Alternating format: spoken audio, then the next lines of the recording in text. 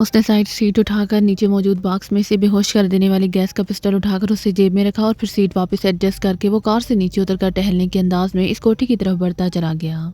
कोठी की चार दीवारी शुरू होने से पहले गली थी, वो इस गली में मुड़ गया। फिर उसने जेब से गैस पिस्टल निकाल कर के बाद दीगरे अंदर बेहोश कर देने वाली गैस के 4 कैप्सूल फायर कर दिए। फिर गैस पिस्टल जेब में डालकर वो कोठी की अगली तरफ बढ़ता चला गया। कोठी की दीवारें कुछ ज्यादा ऊंची नहीं थी, इसीलिए एक भी दीवार के करीब पहुंचकर उसने उछलकर दोनों हाथ दीवार पर रखे और फिर इसका जिस्म बाजुओं के बल ऊपर उठता चला गया। चंद लम्हों बाद वो एक हल्के से धमाके से कोठी के लॉन में पहुंच चुका था।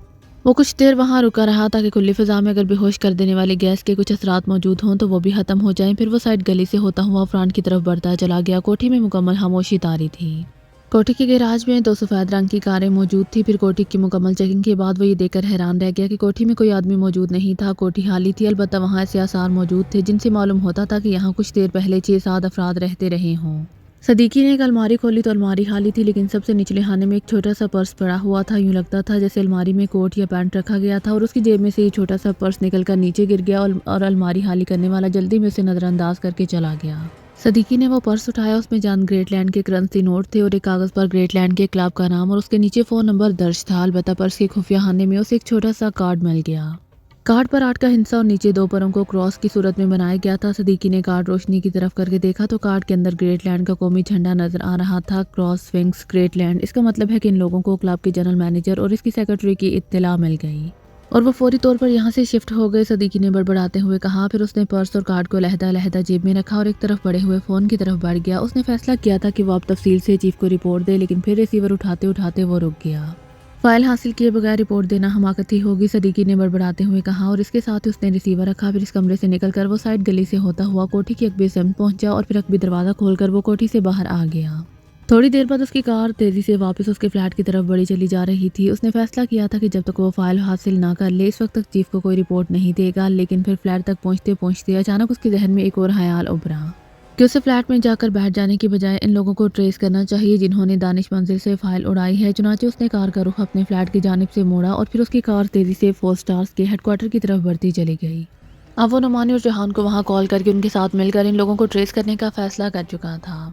ग्रे अपने साथियों समेत स्टार्स कॉलोनी की कोठी नंबर 3 में मौजूद था। ग्रे समेत उसके साथियों ने मुतबादिल कागजात के मुताबिक अपने मेकअप कर लिए थे और अब नए मेकअप में ग्रे का नाम माइकल था। सुपर चीफ के हुक्म के मुताबिक ग्रे इस माइकल के रूप में कारसाना क्लब जाकर माइक प्रॉक्टर से मिला और सुपर चीफ की हिदायत के मुताबिक उसे क्रॉस विंग्स के हवाले के साथ अपना असल नाम ग्रे बताया था। माइक प्रॉक्टर ने उसे बताया कि सुपर चीफ ने फ़ोन पर उसे तफसीली हिदायत दे दी हैं, इसीलिए वो फाइल उसके हवाले कर दे। अब फाइल को सुपर चीफ तक पहुँचाना उसकी जिम्मेदारी है। चूंकि सुपर चीफ ने भी उसे यही हिदायत दी थी, इसीलिए उसने फाइल माइक प्रॉक्टर को दे दी। माइक प्रॉक्टर ने उसके सामने अपनी पर्सनल सेक्रेटरी को कॉल किया, फिर फाइल उसे देकर हदायत की कि वो इस फाइल को अपने स्पेशल सेफ में महफूज कर दे और इसके साथ उसने सेक्रेटरी को हुक्म दिया कि वो ग्रे और उसके साथियों के लिए स्टार्स कॉलोनी की कोठी की चाबियां भी ला दे। चुनाचे माइक प्रॉक्टर की पर्सनल सेक्रेटरी लूसिया फाइल लेकर चली गई तो ग्रे ने माइक प्रॉक्टर के सामने हैरत का इजहार किया कि इस कदर अहम फाइल उसने सेक्रेटरी के हवाले कर दी है। लेकिन माइक ने उसे मुतमईन करते हुए कहा कि ये फाइल लूसिया की तहवील में ज़्यादा महफूज रहेगी। बकौल माइक प्रॉक्टर किसी का भी इस तरफ ख्याल नहीं जा सकता कि इस कदर अहम फाइल सेक्रेटरी की तहवील में भी हो सकती है। थोड़ी देर बाद लूसिया ने चाबियों का गुच्छा लाकर उसे दिया, जिसके साथ एक टोकन मौजूद था जिस पर कोठी का नंबर और कॉलोनी का नाम दर्ज था। ग्रे चाबियां लेकर क्लब से निकला और फिर वो सीधा इस कोठी में आ गया। उसने यहीं से अपने साथियों को फ़ोन करके यहाँ बुला लिया था और थोड़ी देर बाद उसके साथी भी यहाँ पहुँच गए थे। यहाँ उनके पास ज़रूरत की हर चीज़ मौजूद थी, लेकिन इसके बावजूद ग्रे के अंदर एक अजीब सी बेचैनी मौजूद थी। एक लिहाज से उन्होंने अपना मिशन मुकम्मल कर लिया था और अब उनकी यहाँ मौजूदगी का कोई जवाब नहीं था। लेकिन सुपर चीफ ने उन्हें हुक्म दिया था कि जब तक फाइल उसके पास ना पहुँच जाए इस वक्त तक ये यहीं रहे। माइक प्रॉक्टर ने जिस तरह इस कदर हम फाइल अपने पर्सनल सेक्रेटरी के हवाले कर दी थी, इससे ग्रे को बेहद जहनी दचका पहुंचा था। वही जानता था कि उसने ये फाइल किस तरह बखीशिया सीक्रेट सर्विस के हेडक्वार्टर से उड़ाई थी।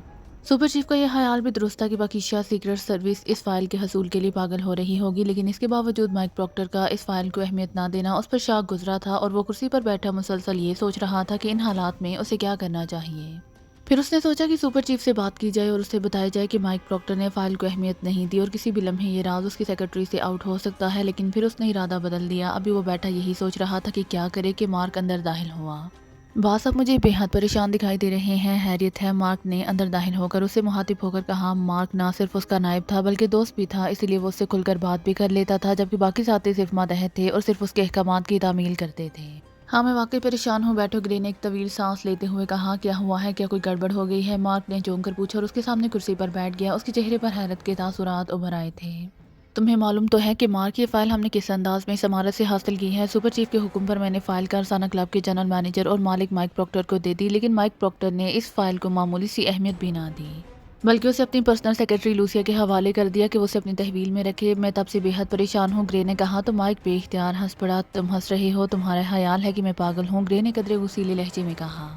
غصہ کرنے کی ضرورت نہیں ہے باس، اصل میں آپ ضرورت سے زیادہ ٹچی ہو رہے ہیں۔ یہ درست ہے کہ آپ نے یہ فائل انتہائی مشکل حالات سے گزر کر حاصل کی ہے، لیکن مائک پروکٹر بے حد تیز آدمی ہے، اسے معلوم ہے کہ اگر اس نے یہ فائل اپنے پاس رکھی تو اسے اہمیت دی جائے گی، جبکہ اس کی پرسنل سیکرٹری کی تحویل میں رہنے سے اسے اہمیت نہیں دی جائے گی۔ آپ خود سوچے، پاکیزہ سیکرٹ سروس اگر کسی طرح اس فائل کا سراغ لگاتی ہوئی کارسانہ کلب پہنچ جاتی ہے تو کیا اسے یہ خیال نہیں آئے گا کہ یہ فائل اس قدر اہم فائل سیکرٹری کی تحویل میں نہیں ہو سکتی؟ وہ اسے ظاہر ہے مائک پروکٹر کے پاس تلاش کریں گے اور وہاں نہ ملنے کی صورت میں ان کا شک ختم ہو جائے گا، مارک نے وضاحت کرتے ہوئے کہا تو گرے نے بے اختیار ایک طویل سانس لیا۔ تمہاری بات درست ہے، لیکن مجھے عجیب سی بے چینی مسلسل محسوس ہو رہی ہے۔ میرا خیال ہے کہ مجھے سپر چیف تک یہ بات پہنچا دینی چاہیے، گرے نے کہا۔ سپر چیف کی بجائے آپ یہی بات مائک پروکٹر سے کریں اور اسے مجبور کریں کہ وہ فائل اپنے پرسنل سیکرٹری سے واپس لے کر اپنی تحویل میں رکھے تاکہ آپ کی بے چینی ختم ہو سکے، اور اگر وہ نہ مانے تب سپر چیف سے بات کریں، مارک نے کہا۔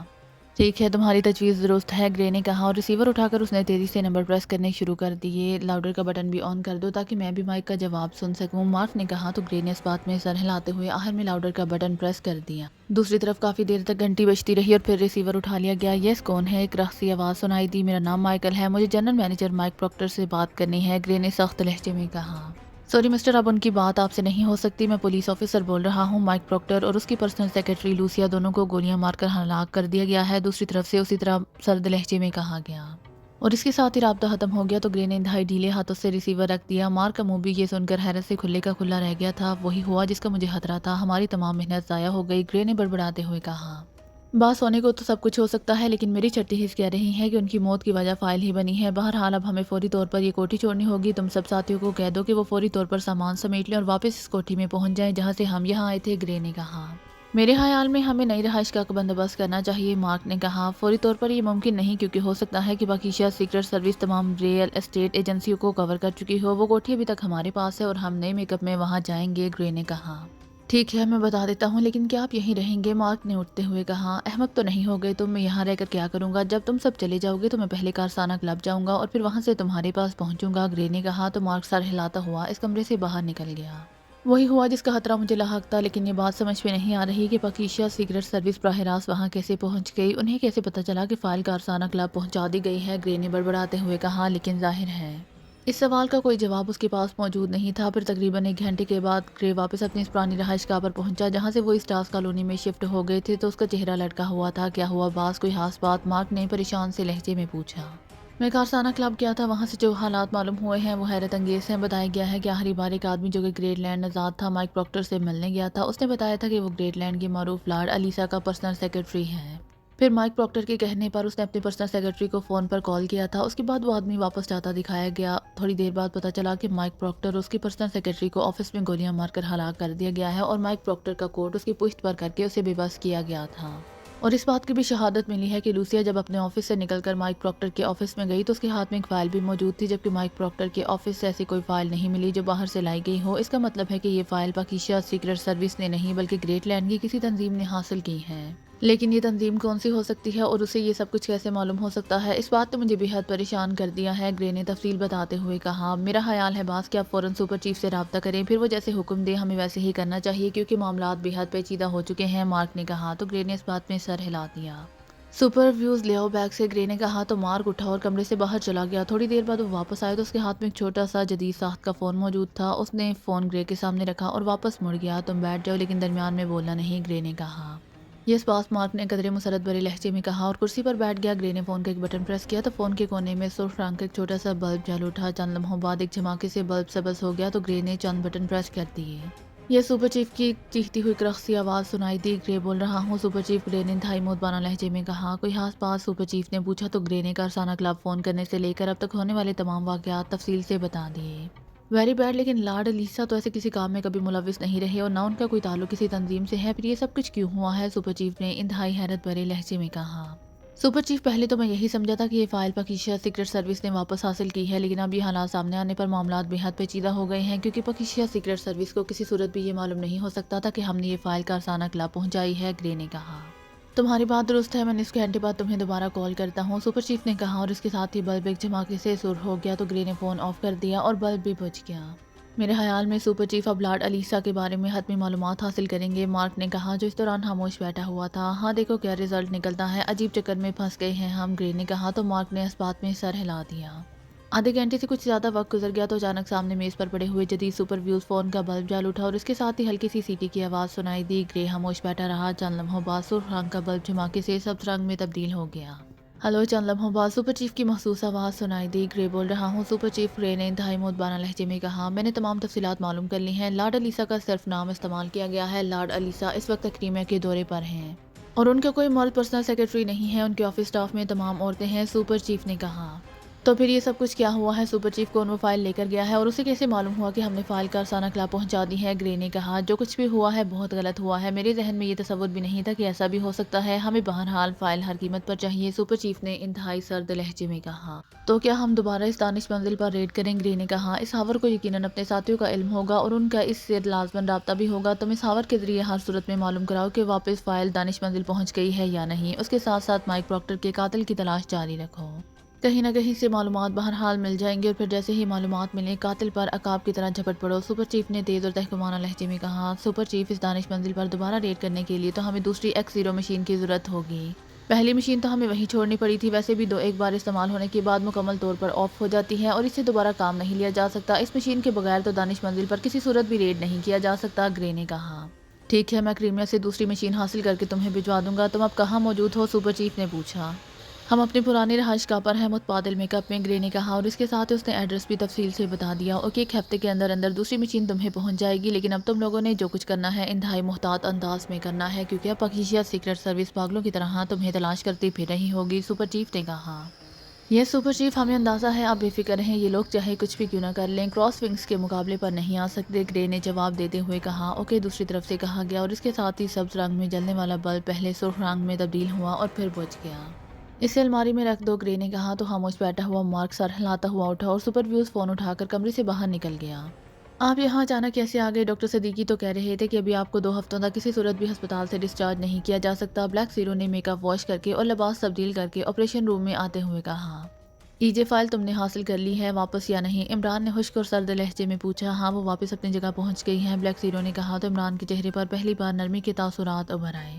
مجھے ہاور نے بتایا کہ کراس ونگز کے کسی سپر چیف نے کارسانہ کلب کے جنرل مینیجر مائک پراکٹر کو فون پر کہا ہے کہ کراس ونگز کا ایجنٹ گرے ای جے فائل اس کے حوالے کرے گا، جسے اس نے انتہائی پھول پروفانہ انداز میں گریٹ لینڈ کے اس کے پاس بھجوانا ہے۔ ان دونوں کے درمیان ہونے والی بات چیت کی ٹیپ فرحندہ نے حاصل کی اور پھر اس نے یہ ٹیپ صدیقی اور ہاور کو سنوائی، جسے سن کر صدیقی تو فوراً کارسانہ کلب چلا گیا تاکہ وہاں سے یہ فائل واپس حاصل کر سکے اور پھر فرحندہ کے چلے جانے کے بعد ہاور مجھ سے ملنے آیا کیونکہ ہم دونوں اسپیشل ہسپتال میں تھے۔ ہاور اب ذہنی طور پر ٹھیک ہو چکا ہے اور ہاور کی زبان سے ای جے کے الفاظ سنتے ہی میں سمجھ گیا کہ یہ فائل دانش منزل کے ریکارڈ روم سے حاصل کی گئی ہے اور دانش منزل میں کوئی آدمی حفاظتی نظام کے آن ہونے کے بعد کیسے داخل ہو سکتا ہے۔ چنانچہ میں نے ڈاکٹر صدیقی کو کال کیا اور اس نے میرے اصرار پر ایک خصوصی انجیکشن لگا دیا، جس سے چند گھنٹوں بعد میں مکمل طور پر حرکت کرنے کے قابل ہو گیا اور پھر ایک ٹیکسی میں بیٹھ کر میں یہاں آ گیا۔ تم یہاں موجود نہیں تھے، چنانچہ ایمرجنسی راستے سے میں اندر آیا، تمہارے آنے سے پہلے میں نے تمام چیکنگ کر لی ہے، خصوصی حفاظتی نظام بھی آن تھا، لیکن اس کے باوجود نظام نے کام نہیں کیا۔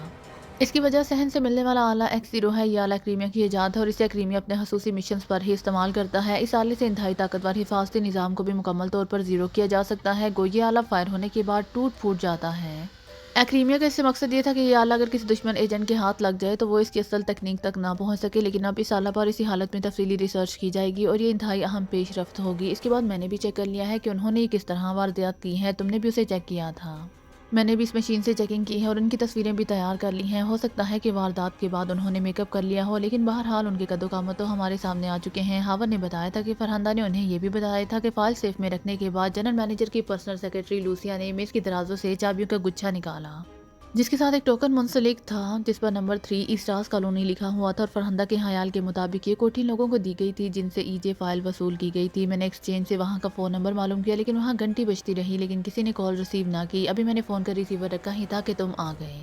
اب تم مجھے بتاؤ کہ جب یہ لوگ یہاں پہنچے تو تم کہاں تھے اور تمہاری طرف سے کوئی رد عمل کیوں نہیں ہوا؟ عمران نے اپنے بارے میں تفصیل بتاتے ہوئے کہا اور فکرے کے آخر میں ایک بار پھر اس کا لہجہ سرد ہو گیا تھا، لیکن جب بلیک زیرو نے اسے تفصیل سے بتایا کہ اسکرین پر بیرونی منظر دیکھنے کے بعد وہ انہیں مزید چیک کرنے और उन्हें बेहोश कर देने वाली गैस फायर करके उन्हें पकड़ने के लिए अंदर मशीन रूम में गया तो अचानक उस पर बेहोशी का गलबा हुआ और वो वहीं बेहोश होकर गिर पड़ा। फिर जब उसे होश आया तो इस वाक़े को काफ़ी देर गुजर चुकी थी। ये तफसील सुनकर इमरान के चेहरे पर उभर आने वाली सख्ती कदरे कम हो गई। इसका मतलब है कि तुम उन्हें नज़र ही नहीं आए, वरना वो लामहला तुम्हें हलाक करके ही वापस जाते और ये वाकई कुदरत की तरफ से मेहरबानी है, इमरान ने एक तवील सांस लेते हुए कहा। इमरान साहब, चूंकि मुझे मालूम था कि फ़ाइल पर मखसूस चिप मौजूद है, इसलिए मैंने फ़ौरी उसे चेक किया तो मालूम हुआ कि फ़ाइल इस वक्त कारसाना क्लब में मौजूद है, जिस पर मैंने सबसे पहले ये फ़ाइल हासिल करने का प्रोग्राम बनाया। फिर मेकअप करके मैं कारसाना क्लब रवाना हो गया। ब्लैक ज़ीरो ने कहा। तुम टीम को इस काम के लिए इस्तेमाल कर सकते थे, इमरान ने कहा। नहीं इमरान साहब, फिर उन्हें बताना पड़ता कि मुजरिम दानिश मंजिल से फ़ाइल उड़ा कर ले गए हैं, इस तरह एक्स2 का भरम खत्म हो जाता। ब्लैक ज़ीरो ने जवाब दिया। लेकिन सदीकी और हावर को तो इसका इल्म हो चुका है, इमरान ने कहा। उनसे कोई भी बहाना किया जा सकता है, ब्लैक ज़ीरो ने कहा। ओके ठीक है, फिर कैसे फ़ाइल मिली, इमरान ने कहा। तो ब्लैक ज़ीरो ने कारसाना क्लब पहुंचने से लेकर फ़ाइल समेत वापस आने तक की सारी तफसील बता दी। गुड शो ब्लैक ज़ीरो, तुमने वाकई फौरी तौर पर फ़ाइल हासिल करके वाकई काम दिखाया है, वरना मैं तो सोच रहा था कि अब इस खुफिया सेटअप को ही ख़त्म कर दिया जाए, इमरान ने कहा। लेकिन इमरान साहब, मुजरिमों को ये बात किसने बताई कि दानिश मंजिल बखिशिया सीक्रेट सर्विस का हेडक्वार्टर है और यहाँ उनकी मतलूबा फ़ाइल मौजूद है? फिर उनके पास ऐसा कौन सा आला था कि वो सीधे रिकॉर्ड रूम में इस फ़ाइल तक पहुँच गए, ब्लैक ज़ीरो ने कहा।